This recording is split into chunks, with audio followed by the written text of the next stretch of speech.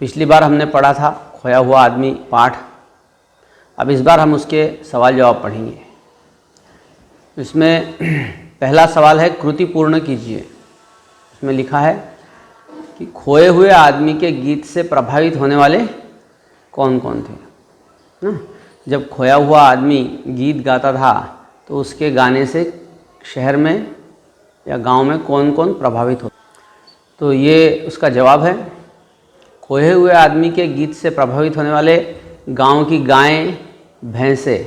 तो गायें और भैंसे जो थे वो ज़्यादा दूध देने लग गए थे।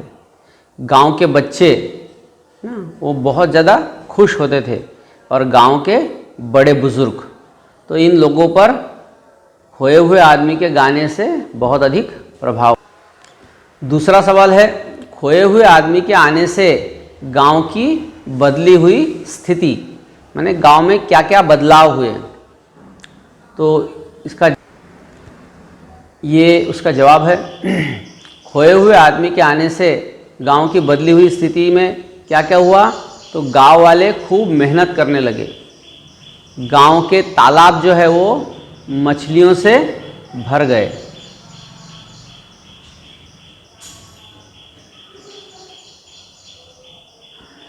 और खेतों में फसलें लहलहाने लगी और पेड़ जो है वो अधिक फल देने लगे, माने पेड़ जो है फलों से लद गए। और एक सवाल है इसमें जो किताब में तो नहीं दिया हुआ लेकिन फिर भी हम पढ़ेंगे। खोए हुए आदमी की स्थिति, माने जब वो आदमी गांव में आया था खोया हुआ आदमी, तो उसकी क्या स्थिति थी। तो उसकी पूरी स्मृति लुप्त हो चुकी थी, माने उसकी जो याददाश्त है वो चली गई थी। दिमाग से नाम का पता खो चुका था, मैंने स्मृति गई थी, माने उसको नाम, यहाँ तक कि नाम भी भूल गया था। न अपने धर्म का पता था, उसको अपना धर्म भी याद नहीं था, और न अपनी जाति का पता था, यानी उसको कुछ भी याद नहीं था। तो ये उसकी स्थिति थी। अब ये एक और सवाल है कि कृति के अनुसार कीजिए, माने ये जो शब्द दिए हुए हैं यहाँ पर भविष्यवाणी, झमाझम, बारिश, ये अपने शब्दों में इनका इस्तेमाल करना है। माने ऐसे सवाल तैयार करना है जिसके जवाब ये शब्द आए। देखो जनरली क्या होता है कि सवाल पूछे जाते हैं और उसका जवाब लिखने के लिए कहते हैं, लेकिन यहाँ पर आपको सवाल तैयार करने के लिए कहा गया है। तो ये क्वेश्चन स्किल है, ये हम देखेंगे। तो ये उसके जवाब है। खोया हुआ आदमी प्राकृतिक आपदाओं के बारे में क्या करता था, माने जब कोई संकट आने वाला हो, कोई कुदरती नुकसान होने वाला हो, तो वो क्या करता था, भविष्यवाणी करता था। बच्चे बड़े किस में भीगने का आनंद लेने लगे। तो जब झमाझम बारिश होती थी तो बच्चे और बड़े उसका आनंद लेते थे। तो इसका जवाब क्या होगा, झमाझम बारिश। उस रात गांव में किसकी गंधक फैल गई थी। तो उस रात गांव में सल्फर की गंधक फैल गई थी। और भयानक गड़गड़ाहट के साथ गांव में क्या गिरी, तो बिजली गिरी। वास्तव में सवाल में बिजली ये सवाल नहीं है, लेकिन इसका जवाब फिर भी हमने लिख लिया है। अब ये और एक सवाल है कि निम्नलिखित अव्ययों का सार्थक वाक्यों में प्रयोग कीजिए। माने यहाँ पर अव्यय शब्द दिए हुए हैं और उनका अपने जुमलों में इस्तेमाल करना है ना। तो ये बहुत ही आसान है, ये आप खुद लिख सकते हैं, लेकिन कुछ सवालों के जवाब मैं यहाँ पर लिख कर देता हूँ। देखो यहाँ पर परंतु नाम का अव्यय है। बच्चे उस पर पत्थर फेंक रहे थे परंतु वह आदमी उनको कुछ बोल नहीं रहा था।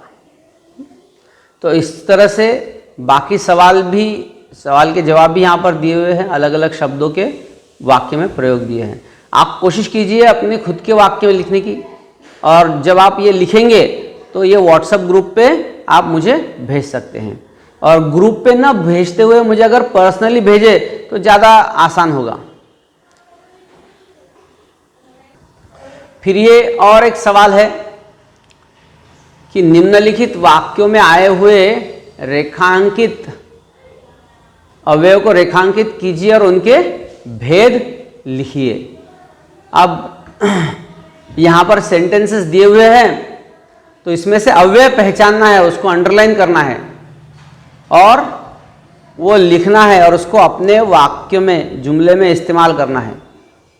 ठीक है, तो ये जब मैं अव्यय पढ़ाऊंगा तब भी ये पढ़ेंगे, लेकिन अभी फिलहाल आपको ये इसके जवाब बता देते हैं। तो ये जो और शब्द है ये समुच्चय बोधक अव्यय है, ओह शब्द है विस्मयादि बोधक अव्यय है ना, और तीसरे नंबर के सेंटेंस में कोई अव्यय नहीं है। फिर क्रिया विशेषण अव्यय, विस्मयादि बोधक अव्यय, इस तरह से ये है। तो ये अव्यय प्रकरण हमने 9th क्लास में पढ़े थे, इस क्लास में भी हम फिर से एक बार पढ़ेंगे उसको। ठीक है,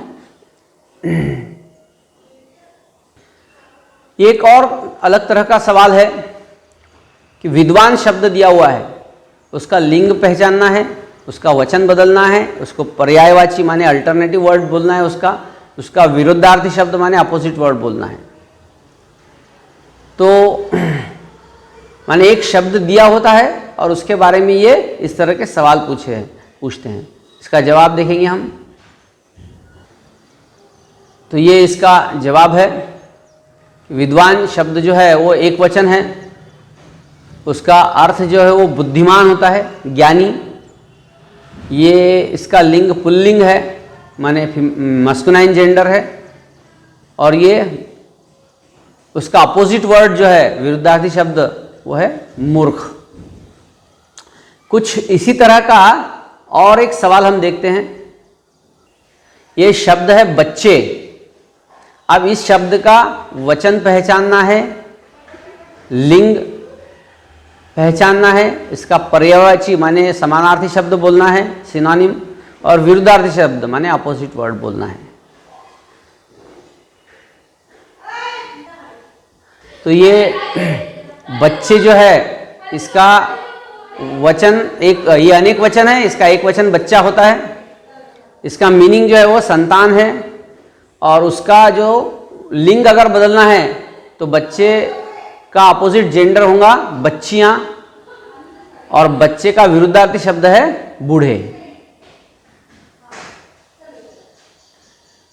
अब ये जो आगे के सवाल है ये डिस्क्रिप्टिव आंसर्स है और ये आपको खुद ही लिखने हैं।